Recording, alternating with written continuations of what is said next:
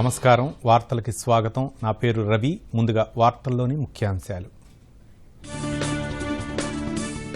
జమ్మూ కాశ్మీర్లో 5 జవాన్లు మృతి ఉగ్రదాడిగా నిర్ధారించిన రక్షణ శాఖ ఉన్నత స్థాయి విచారణకు ఆదేశం ఈ నెల 23న రాష్ట్రానికి కేంద్ర హోంమంత్రి అమిత్ షా చేవేళ్ల బహిరంగ సభ ఏర్పాట్లను పరిశీలించిన బీజేపీ నేతలు ఢిల్లీలో ప్రారంభమైన తొలి బౌద్ధ శిఖరాగ్ర సమావేశాలు బుద్ధుడి బోధనల స్ఫూర్తితో ప్రపంచ సంక్షేమం కోసం భారత్ పాటుపడుతోందన్న ప్రధానమంత్రి నరేంద్ర మోదీ హైదరాబాద్లో త్వరలో 3 టిమ్స్ సూపర్ స్పెషాలిటీ ఆసుపత్రులు రాష్ట్రంలో డయాలసిస్ కేంద్రాల సంఖ్య 103కు పెంచినట్లు హరీష్ రావు వెల్లడి కాంగ్రెస్ అధికారంలోకి వస్తే పేదల ఇళ్ల నిర్మాణానికి 5 లక్షల ఆర్థిక సహాయం పాదయాత్రలో బట్టి విక్రమార్క ప్రకటన సరిహద్దు వివాదం పరిష్కారానికి అస్సాం అరుణాచల్ ప్రదేశ్ల మధ్య చారిత్రక ఒప్పందం ఈశాన్య రాష్ట్రాల్లో శాంతి స్థాపనకై ప్రధాని స్వప్నం సాకారమవుతోందన్న అమిత్ షా వార్తల్లోని వివరాలు జమ్మూ కాశ్మీర్లో ఆర్మీ వాహనంలో మంటలు చెలరేగి 5 జవాన్లు సజీవ దహనమైన ఘటనను ఉగ్రవాద దాడిగా రక్షణ శాఖ ప్రకటించింది మొదట వాహనంపై పిడుగు పడటం వల్లే ఇలా జరిగి ఉంటుందని భావించినా కొద్దిసేపటికే ఉగ్రదాడి జరిగినట్లు ఆర్మీ అధికారికంగా ప్రకటించింది గ్రానేడ్లు విసరటంతో వాహనానికి మంటలు అంటుకున్నాయని పేర్కొంది దాడి జరిగిన ప్రదేశంలో ముమ్మరంగా గాలింపు చర్యలు సాగుతున్నట్లు ఆర్మీ అధికారులు వెల్లడించారు జమ్మూ కాశ్మీర్లోని పూంచ్ సెక్టార్లో ఈ మధ్యాహ్నం ఈ ఘటన జరిగింది రాష్ట్రీయ రైఫిల్స్ విభాగానికి చెందిన జవాన్లు ఉగ్రవాద నిర్మూలన చర్యల్లో భాగంగా పూంచ్ జాతీయ రహదారిపై ట్రక్కులో బయలుదేరారు జవాన్లు ప్రయాణిస్తున్న వాహనంపై ఒక్కసారిగా ఉగ్రవాదులు కాల్పులు జరిపారు వెంటనే వాహనానికి మంటలు అంటుకోగా 5 జవాన్లు సజీవ దహనమయ్యారు మరొకరి పరిస్థితి తీవ్రంగా గాయపడ్డారు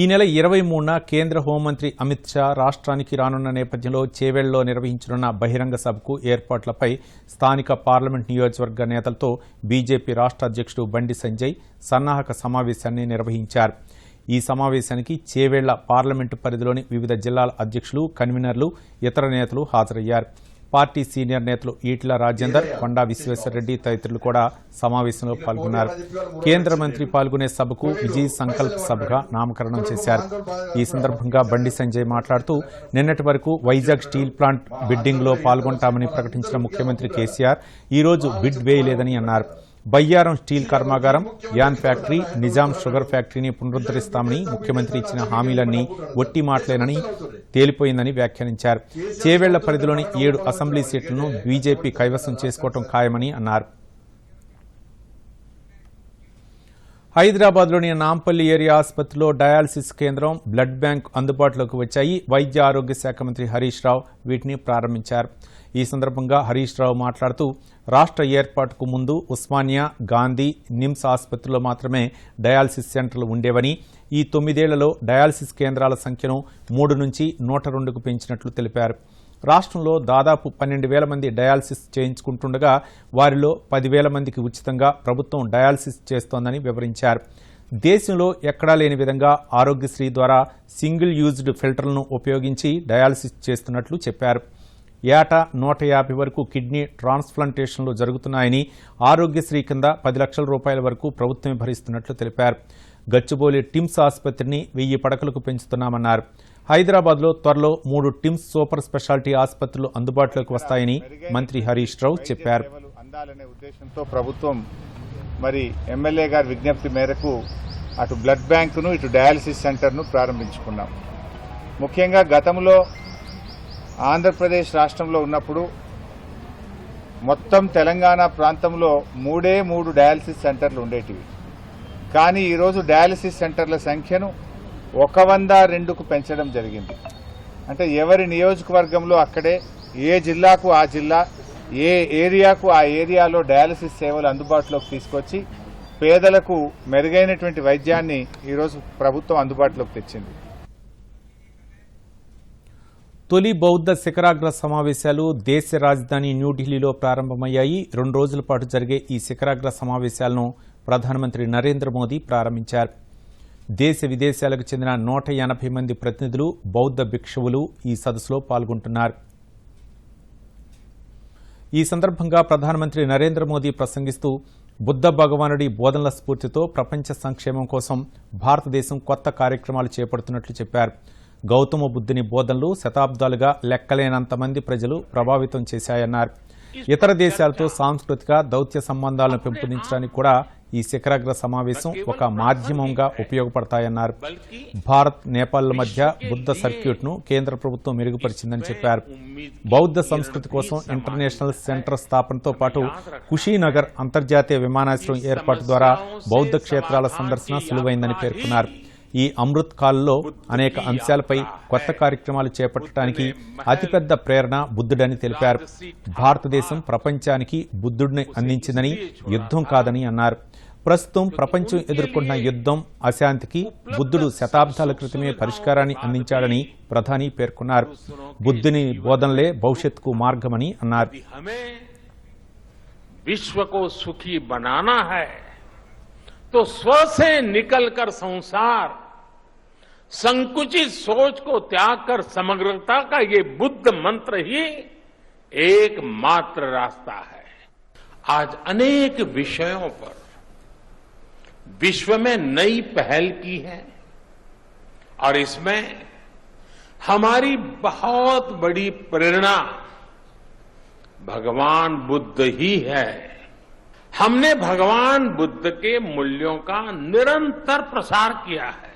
भारत और नेपाल में बुद्ध सर्किट का विकास हो, सारनाथ और कुशीनगर जैसे तीर्थों के कायाकल्प के प्रयास हो, भारत कैसे हर काम में पति पत्नी की प्रेरणा शामिल है.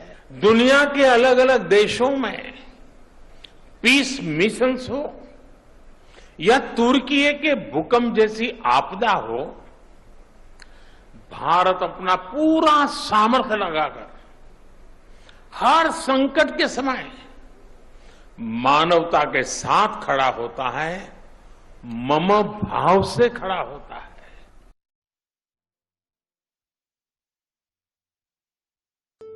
నువ్వు బాడీగార్డ్వా ఏంటి?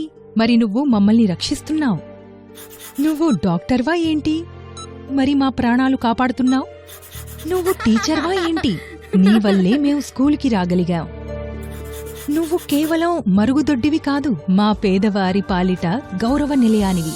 इस शौचालय की बात करने में कभी झिझक होती, वो शौचालय आज देश की सोच का अहम हिस्सा हो गया. స్వచ్ఛ భారత్ ఆచరణతో రండి నవభారతం నిర్మిద్దాం. వార్తలకు పునఃస్వాగతం. బౌద్ధ శిఖరాగ్ర సదస్సులో కేంద్ర మంత్రి కిషన్ రెడ్డి మాట్లాడుతూ ప్రధానమంత్రి నరేంద్ర మోదీ గతంలో పలు వేదికలపై నుంచి బుద్ధుడి గొప్పదనాన్ని చాటి చెప్పారన్నారు. దేశంలో ఘనంగా నిర్వహించే బుద్ధ ఉత్సవాలను కేంద్ర ప్రభుత్వం అధికారికంగా నిర్వహిస్తోందని అన్నారు. దేశ విదేశాల నుంచి వచ్చేసే బౌద్ధ భిక్షువుల కోసం ఎన్నో ప్రత్యేక ఏర్పాట్లు చేసినట్టు తెలిపారు. దేశంలోని బౌద్ధ దార్శనిక ప్రదేశాలను సందర్శించేందుకు బుద్ధ సర్క్యూట్ పేరిట భారత్ గౌరవ యాత్ర స్పెషల్ ట్రైన్ను కూడా నడుపుతున్నట్లు పేర్కొన్నారు. ప్రపంచంలోనే అతిపెద్ద ప్రజాస్వామ్యం, అత్యధిక జనాభా ఉన్న భారత్ తరపున బౌద్ధ భిక్షువులను ఆహ్వానించడం ఆనందంగా ఉందని కిషన్ రెడ్డి అన్నారు. नरेंद्र मोदी जी के कर कमलों द्वारा होना हम सब के लिए गर्व की बात है. इस फर्स्ट ग्लोबल समिट का आयोजन आजाद के अमृत महोत्सव के अंतर्गत इंटरनेशनल बुद्धिस्ट कॉन्फेडरेशन के सहयोग से भारत सरकार द्वारा किया जा रहे हैं. इस दो दिवसीय फर्स्ट ग्लोबल बुद्धिस्ट समिट का theme responses to contemporary challenges philosophy to practice रखा गया है. आदरणीय प्रधानमंत्री नरेंद्र मोदी जी के मार्गदर्शन में भारत ने बौद्ध दर्शन के प्रचार प्रसार के लिए अनेक अलग अलग कार्यक्रम कर रही हैं. हमने बुद्ध उत्सवों को गवर्नमेंट ऑफ इंडिया के राष्ट्रीय स्तर पर हर साल उत्सव मनाते हैं, चाहे वो बुद्ध पूर्णिमा हो या फिर आषाढ़ पूर्णिमा हो. भारत सरकार दुनिया भर से आने वाले बौद्ध भिक्षुओं के लिए उत्तर प्रदेश में कुशीनगर इंटरनेशनल एयरपोर्ट का निर्माण किया है. आदरणीय प्रधानमंत्री जी स्वयं उस एयरपोर्ट का उद्घाटन किया जाए। इसके अलावा देश में 3 डीम्ड यूनिवर्सिटी बुद्धिस्ट एजुकेशन देने में अपना भूमिका निभा रही हैं और अलग अलग बुद्धिस्ट संस्थाओं का भारत सरकार के द्वारा हर तरह प्रोत्साहित कर रही हैं। अंत में एक बार फिर दुनिया से सबसे बड़े आबादी और सबसे बड़े बजट तंत्र के वाले देश के 140 करोड़ भारतीयों की ओर से मैं आए हुए सभी प्रतिनिधियों का, सभी बौद्ध गुरुओं का हार्दिक स्वागत करता हूं। పరువు నష్టం కేసులో తనకు విధించిన శిక్షను నిలిపివేయాలంటూ కాంగ్రెస్ అగ్రనేత రాహుల్ గాంధీ దాఖలు చేసిన పిటిషన్ను సూరత్ న్యాయస్థానం కొట్టివేసింది.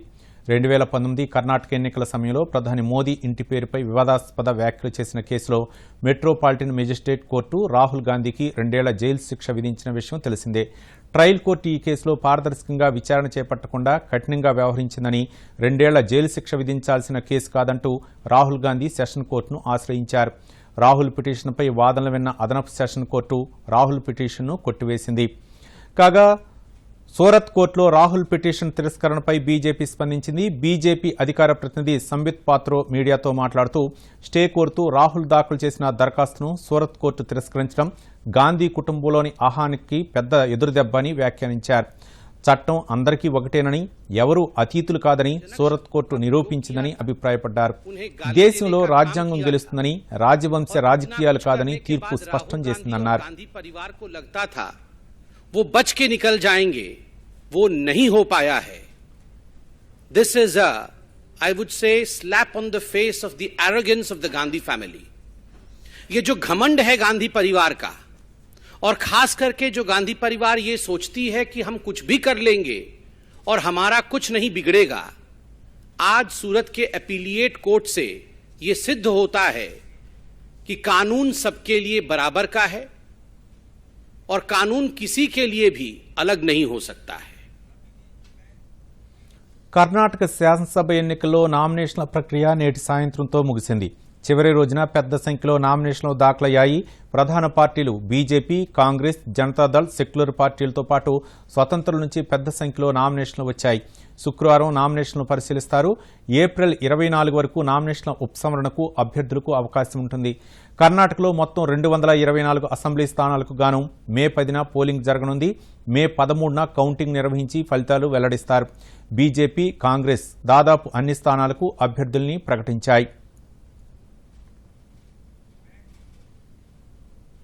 పర్యావరణ పరిరక్షణకు ప్లాస్టిక్ వినియోగాన్ని తగ్గించేందుకు అటు ప్రభుత్వాలు, ఇటు స్వచ్ఛంద సంస్థలు ఎంతో కృషి చేస్తున్నాయి.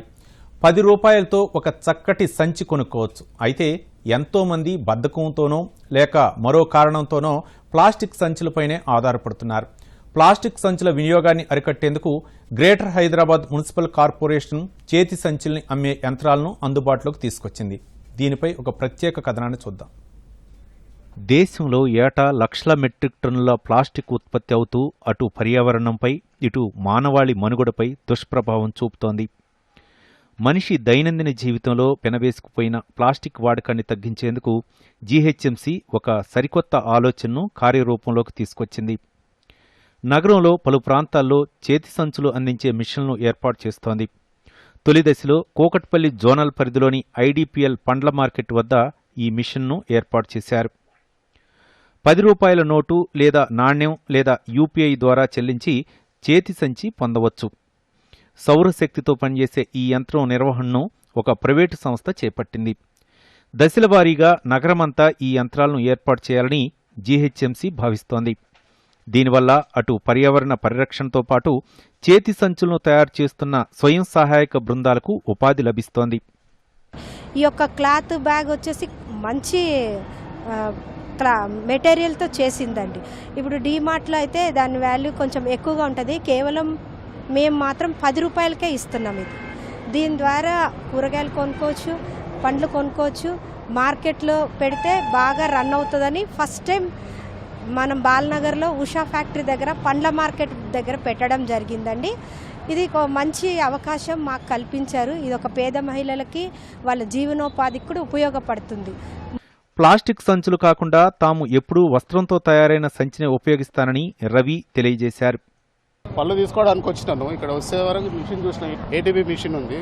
అది చూస్తే ఏదంటే ఎనీ టైం బ్యాగ్ అని పెట్టారు. ఇక్కడ ప్లాస్టిక్ కవర్లతో వాడుతుంటే మనకు వాతావరణం చాలా కలుషితం అవుతుంది. ఇలాంటి గనీ బ్యాగులతోటి దీంట్లో 10 రూపాయలు పెడితే, ఏటీఎం లాగా పెడితే బ్యాగ్ వస్తుందండి. ఈ బ్యాగ్ యూజ్ చేసుకుంటే మనకు వాతావరణాన్ని కూడా మనం కాపాడినట్టు ఉంటాము, పర్యావరణాన్ని చాలా కాపాడినట్టు ఉంటాం మనము. అందరు మీరు కూడా వచ్చి కవర్ తీసుకోకుండా బ్యాగ్లో యూజ్ చేసుకోండి. 10 రూపాయలే పోతే కనీసం ఒక 10 సార్లు యూజ్ చేసుకోవచ్చు. ఇది ఒక బ్యాగ్ ఒకసారి తీసుకుంటే బ్యాగ్. జీహెచ్ఎంసీ జోనల్ కమిషనర్ మమత మాట్లాడుతూ సోలార్ ద్వారా నడిచే ఈ యంత్రాలను దేశంలోనే మొట్టమొదటిసారిగా హైదరాబాద్లో ప్రవేశపెట్టామని చెప్పారు. ఎనీ టైమ్ బ్యాగ్ అనేది ఒక కొత్త, it is first its kind అనమాట ఇనిషియేటివ్ విత్ సోలార్ డిస్పెన్సింగ్ మిషన్తోని జిహెచ్ఎంసీ అండ్ మోబైట్ and United Way of Hyderabad ఆధ్వర్యంలో అండర్ సిఎస్ఆర్ అంటే కార్పొరేట్ సోషల్ రెస్పాన్సిబిలిటీ కింద ఫస్ట్ టైం దాన్ని ఇక్కడ ఇన్స్టాల్ చేయడం జరిగింది. మన కుకట్పల్లి జోన్లో ఐడిపిఎల్ ఫ్రూట్ మార్కెట్ వద్ద దీన్ని వినియోగించాం. దీని యొక్క ముఖ్య ఉద్దేశం ఏంటంటే మనకు సింగిల్ యూజ్ ప్లాస్టిక్ వినియోగాన్ని తగ్గించాలనేది ప్రధాన ఉద్దేశము. దానికి ఆల్టర్నేటివ్ అనేది కూడా మనము పబ్లిక్కి అందుబాటులో ఉంచాలనే ఉద్దేశంతో ముఖ్యంగా ఈ మిషన్ అనేది అంటే సోలార్తో పనిచేస్తుంది, కరెంట్తో కాకుండా. ఇది ఫస్ట్ ఇన్ ఇండియా అన్నమాట. Bureau report, Doordarshan news. Adilabad జిల్లా ఇంద్రవెల్లి మండల కేంద్రంలో అమరవీరుల సంస్మరణ దినోత్సవ వేడుకలు ఘనంగా జరిగాయి. అమరవీరుల స్తూపం వద్ద స్థానిక ఎంపీ సోయం బాపురావు తదితరులు అమరవీరులకు నివాళులర్పించారు. ఆదిలాబాద్ జిల్లాతో పాటు ఇతర ప్రాంతాల నుంచి ఆదివాసీలు పెద్ద సంఖ్యలో తరలివచ్చి అమరవీరుల స్తూపం వద్ద నివాళులర్పించారు. ఈ సందర్భంగా సోయం బాపురావు మాట్లాడుతూ ఇంద్రవెల్లి ఘటన జరిగి నేటికి 42 సంవత్సరాలు పూర్తయినప్పటికీ ఆదివాసీలకు న్యాయం జరగటం లేదని ఆరోపించారు. ఇంద్రవెల్లి ఘటనలో అమరులైన కుటుంబాలకు ఎక్స్గ్రేషియా ఇవ్వాలని, గాయపడిన వారిని ఆదుకోవాలని డిమాండ్ చేశారు. ఆదివాసీలకు పోడు భూములపై యాజమాన్య హక్కు పత్రాలు అందించాలని కూడా ఎంపీ బాపురావు డిమాండ్ చేశారు.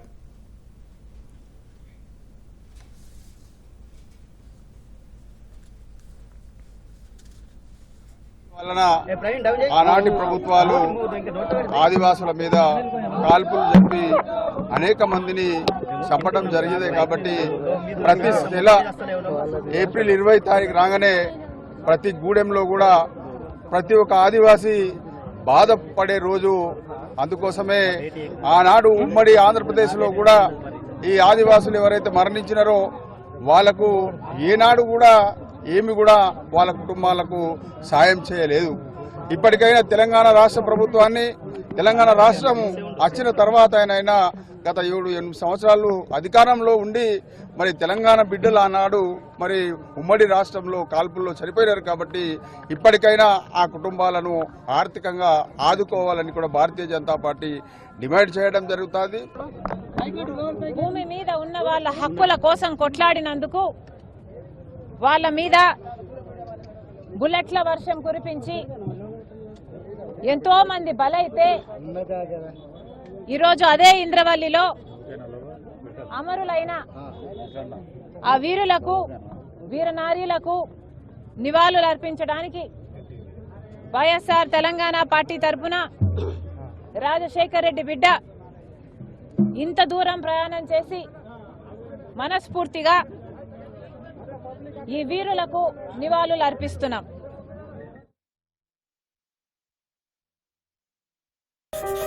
నువ్వు ముంతవు కాదు, కానీ నువ్వు మా డబ్బులు ఆదా చేశావు. నీ కారణంగానే 5 లక్షల వరకు ఉచిత వైద్య చికిత్స లభించింది. నువ్వు కేవలం ఆయుష్మాన్ కార్డువే కాదు, మా నిరుపేదలకు జీవన కవచానివి. आयुष्मान भारत गरीब के जीवन को बचाने में अहम भूमिका निभा रहा है. 130 करोड़ लोगों के सामूहिक संकल्प और सामर्थ्य का भी प्रतीक है. సర్వే సంతు నిరామయ అనే లక్ష్యంతో రండి నవభారతాన్ని నిర్మిద్దాం. వార్తలకు పునఃస్వాగతం. కాంగ్రెస్ పార్టీ అధికారంలోకి వస్తే ప్రతి పేద కుటుంబానికి సొంతింటి నిర్మాణానికి 5 లక్షల రూపాయలు ఇస్తుందని సీఎల్పీ నేత బట్టి విక్రమార్క తెలిపారు. పీపుల్స్ మార్చ్ పాదయాత్రలో భాగంగా పెద్దపల్లి జిల్లాలోని శ్రీరాంపూర్, ఇప్పలపల్లి తదితర గ్రామాల్లో ఆయన పాదయాత్ర చేశారు. ఈ సందర్భంగా జరిగిన కార్నర్ మీటింగ్లో బట్టి విక్రమార్క మాట్లాడుతూ బీఆర్ఎస్ పార్టీ వల్ల రాష్ట్రం అప్పుల పాలైందని ఆరోపించారు. తమ పార్టీ అధికారంలోకి వస్తే నిరుద్యోగ భృతి, పేదలకు ఇంద్రమ్మ ఇళ్లు, 500 రూపాయలకే గ్యాస్ సిలిండర్లు ఇస్తామని బట్టి హామీ ఇచ్చారు.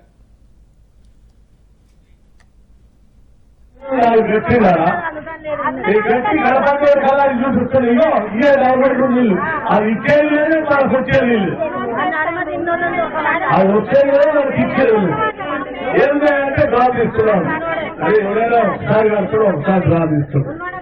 ఇదే అడిగినప్పుడల్లా డ్రాప్ ఇవ్వటం, వాళ్ళు పెండింగ్ పెట్టాం. పాప ఇప్పుడున్నంతా గవర్నమెంట్ రూల్లో వస్తాయో ఇవి వస్తాయో అని ఆ డ్రాప్ పోవటం ఎన్నికినాం. ఈ ప్రాంతంలో జరుగుతుంది ప్రధానమైనటువంటి కండిషన్. మరి 20 ఏళ్ళు తీసుకున్న దాన్ని ప్రాంత ప్రజలు అడుగుతా ఉన్నారు, వాళ్ళు ఎట్లా పెట్టట్లేదు. ఆ భూమి రైతులకే ఇచ్చేసేయండి, లేదా ఇంకో రైల్వే కోచ్ ఫ్యాక్టరీ లాంటిది పెట్టించి ఆ భూముల్లో ఈ ప్రాంత ప్రజలకు ఉద్యోగ అవకాశాలు కల్పించండి. అది ఇది ఏం చేస్తామని హైదరాబాద్ నేను హైదరాబాద్ లో నడుస్తా ఉంటే దేవరం మండలం చిన్నూరు నియోజకవర్గంలో ఎట్టి ఫ్యాక్టరీ మీద నాకు భూమి ఇచ్చారు అప్పట్లో. ఇప్పుడు వచ్చిన ప్రభుత్వం ధరలు పెట్టి అవి కూడా లాక్కొని అమ్ముకుంటున్నారు. నేషనల్ ఫైర్ సర్వీసెస్ డే సందర్భంగా ఏప్రిల్ 14 నుండి వారం రోజుల పాటు కొనసాగిన అగ్నిమాపక వారోత్సవాల ముగింపు వేడుకలు జగిత్యాల్లో ఘనంగా జరిగాయి. ఈ కార్యక్రమానికి జగిత్యాల శాసనసభ్యులు సంజయ్ కుమార్ ముఖ్య అతిథిగా హాజరయ్యారు. అగ్ని ప్రమాదాల్లో మంటల్ని అదుపులోకి తీసుకొచ్చేందుకు వాడే పరికరాలను ఈ సందర్భంగా ప్రదర్శించారు. ఈ కార్యక్రమంలో అగ్నిమాపక శాఖ అధికారి కొమరయ్య తదితరులు పాల్గొన్నారు. అనంతరం ఎమ్మెల్యే సంజయ్ కుమార్ మాట్లాడుతూ వేసవి కాలంలో అగ్ని ప్రమాదాలు సంభవించేందుకు అవకాశం ఎక్కువగా ఉన్నందున వాటిని నివారించడంలో అగ్నిమాపక సిబ్బంది పాత్ర కీలకమైనదని అన్నారు. ప్రమాదాల నివారణపై ప్రజల్లో అవగాహన కల్పించాలని సూచించారు. ఫైర్ ఆఫీసర్లు సిబ్బంది అందరూ కూడా మీడియా ద్వారా కావచ్చు బయట తెలియజేస్తూ మన ప్రభుత్వం ఏమిచ్చింది, అదేవిధంగా మన అధికారులు ఏ రకంగా సిద్ధమై ఉన్నారు మంటలు ఆర్పడానికి, వారి దగ్గర ఉన్న పరికరాలు ఏంటి, అవన్నీ కూడా చూపెట్టడం జరిగింది. దాంతో పాటుగా ఏ రకంగా అయితే మనం ప్రాణాలు కాపాడుకోగలుగుతామో అవి కూడా వాళ్ళు పాంప్లెట్ల ద్వారా తెలియజేశారు. వైఎస్ వివేకానందరెడ్డి హత్య కేసు వ్యవహారంలో ఆయన కుమార్తె సునీతారెడ్డి సుప్రీంకోర్టును ఆశ్రయించారు. ఈ కేసులో ఆరోపణలు ఎదుర్కొంటున్న కడప ఎంపీ అవినాష్ రెడ్డి ముందస్తు బెయిల్ పిటిషన్పై తెలంగాణ హైకోర్టు జారీ చేసిన మధ్యంతర ఉత్తర్వులను సవాల్ చేస్తూ ఆమె సుప్రీంకోర్టులో పిటిషన్ దాఖలు చేశారు. ఈ నెల 25 వరకు అవినాష్ను అరెస్టు చేయొద్దంటూ సీబీఐకి తెలంగాణ హైకోర్టు ఉత్తర్వులు జారీ చేసింది. కాగా సునీతారెడ్డి దాఖలు చేసిన పిటిషన్ అంశాన్ని జస్టిస్ ఎంఆర్ షా ధర్మాసనం ముందు ఆమె తరపు న్యాయవాదులు ప్రస్తావించారు. దీనిపై శుక్రవారం విచారణ చేపడతామని న్యాయస్థానం పేర్కొంది.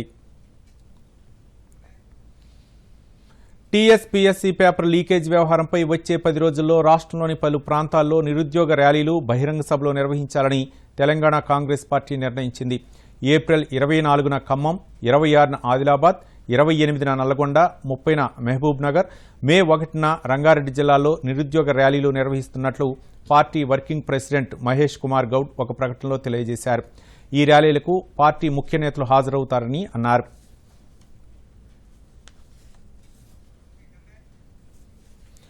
ప్రజలు తన స్వరం, నేరుగా మాటలు ఇలా ప్రధానమంత్రి నరేంద్ర మోదీ ప్రతి నెల మన్ కీ బాత్ కార్యక్రమం ద్వారా లక్షలాది మంది దేశ ప్రజలతో అనుసంధానమవుతున్నారు.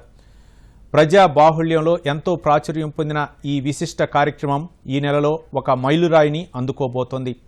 మన్ కీ బాత్ 100వ సంచిక ఈ నెల 30న ప్రసారం కానుంది. మన్ కీ బాత్లో ప్రధానమంత్రి దేశ ప్రజలతో వివిధ అంశాలపై తమ అభిప్రాయాలను పంచుకుంటున్నారు. వర్తమాన విషయాలు, వెలుగులోకి రాని పలువురు విశిష్ట వ్యక్తులు, అభివృద్ధి అంశాల గురించి ప్రధానమంత్రి మన్ కీ బాత్లో ప్రస్తావిస్తున్నారు. ఒక ఎపిసోడ్లో ఆయన తమిళ భాష నేర్చుకోలేకపోయినందుకు ఆవేదన వ్యక్తం చేశారు.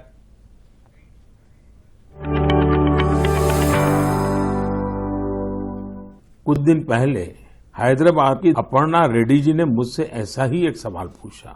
उन्होंने कहा कि आप इतने साल से पीएम है, इतने साल सीएम रहे, क्या आपको कभी लगता है कि कुछ कमी रह गई? अपर्णा जी का सवाल बहुत सहज है, लेकिन उतना ही मुश्किल भी. मैंने इस सवाल पर विचार किया और खुद से कहा, मेरी एक कमी ये रही कि मैं दुनिया की सबसे प्राचीन भाषा तमिल सीखने के लिए बहुत प्रयास नहीं कर पाया. मैं तमिल नहीं सीख पाया.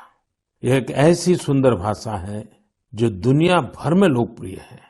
बहुत से लोगों ने मुझे तमिल लिटरेचर की क्वालिटी और इसमें लिखी गई कविताओं की गहराई के बारे में बहुत कुछ बताया।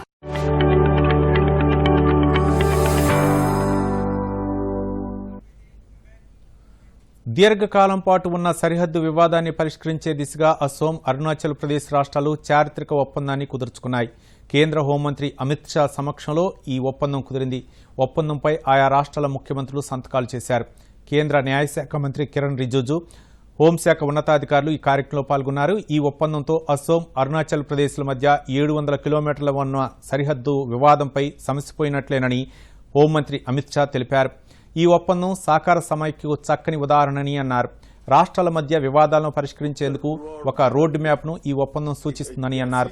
ప్రధానమంత్రి ఆకాంక్షించిన అభివృద్ధి చెందిన శాంతియుత, సంక్షోభరహిత ఈశాన్య ప్రాంతం స్వప్నం సాకారమవుతుందని అమిత్ షా పేర్కొన్నారు.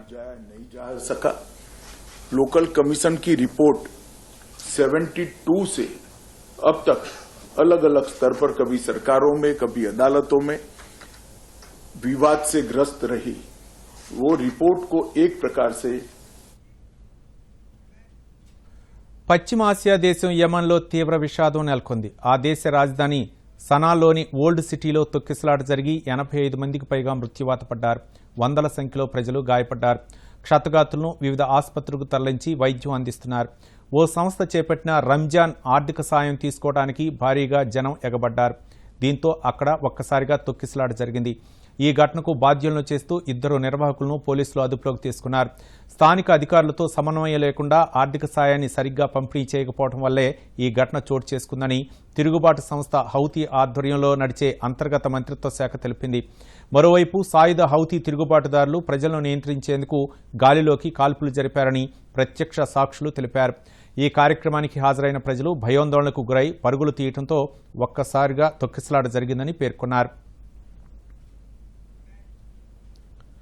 ప్రకృతి విపత్తుల సవాళ్లను ఎదుర్కోవడంలో పరస్పర సహకారం అవసరమని కేంద్ర హోం సహకార శాఖ మంత్రి అమిత్ షా షాంఘై సహకార సంస్థ SCO దేశాలకు సూచించారు.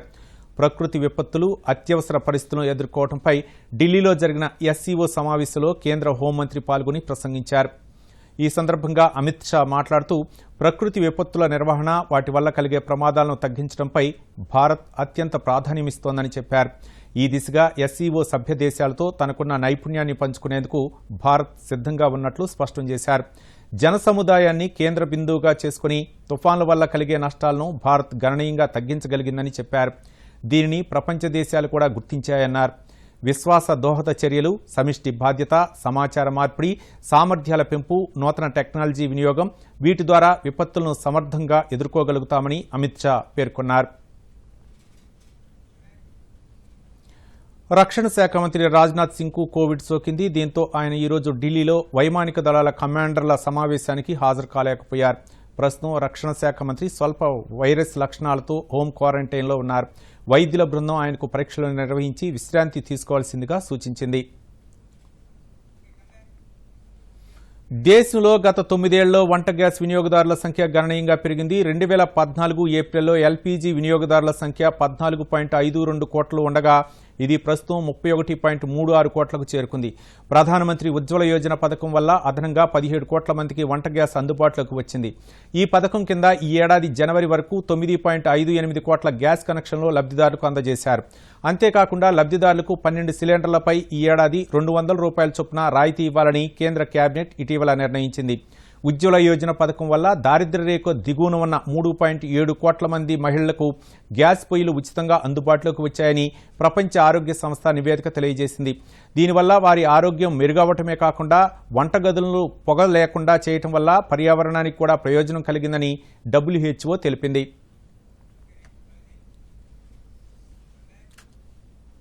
ఇక మరోసారి ముఖ్యాంశాలతో ఈ వార్తల్ని ముగిద్దాం.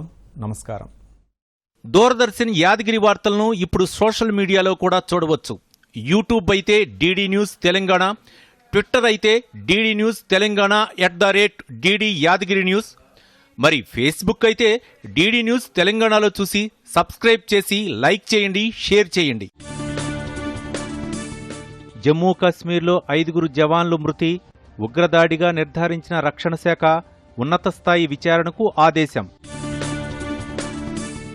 ఈ నెల 23న రాష్ట్రానికి కేంద్ర హోంమంత్రి అమిత్ షా, చేవేళ్ల బహిరంగ సభ ఏర్పాట్లను పరిశీలించిన బీజేపీ నేతలు. ఢిల్లీలో ప్రారంభమైన తొలి బౌద్ధ శిఖరాగ్ర సమావేశాలు, బుద్ధుడి బోధనల స్ఫూర్తితో ప్రపంచ సంక్షేమం కోసం భారత్ పాటుపడుతోందన్న ప్రధానమంత్రి నరేంద్ర మోదీ. హైదరాబాద్లో త్వరలో 3 టిమ్స్ సూపర్ స్పెషాలిటీ ఆసుపత్రులు, రాష్ట్రంలో డయాలసిస్ కేంద్రాల సంఖ్య 103కు పెంచినట్లు హరీష్ రావు వెల్లడి. కాంగ్రెస్ అధికారంలోకి వస్తే పేదల ఇళ్ల నిర్మాణానికి 5 లక్షల ఆర్థిక సహాయం, పాదయాత్రలో బట్టి విక్రమార్క ప్రకటన. సరిహద్దు వివాదం పరిష్కారానికి అస్సాం, అరుణాచల్ ప్రదేశ్ల మధ్య చారిత్రక ఒప్పందం, ఈశాన్య రాష్ట్రాల్లో శాంతి స్థాపనకై ప్రధాని స్వప్నం సాకారమవుతోందన్న అమిత్ షా.